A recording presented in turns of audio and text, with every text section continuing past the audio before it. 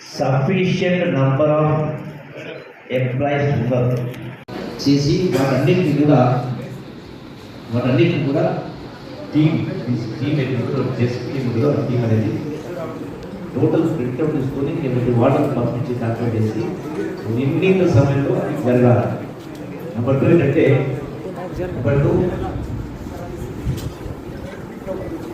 రెండవది చేసిన పైకి రావాలి, చేతి పైకి రావాలి, కొందరు చేతి తొందరగా చేయి ప్లీజ్. ఫ్రంట్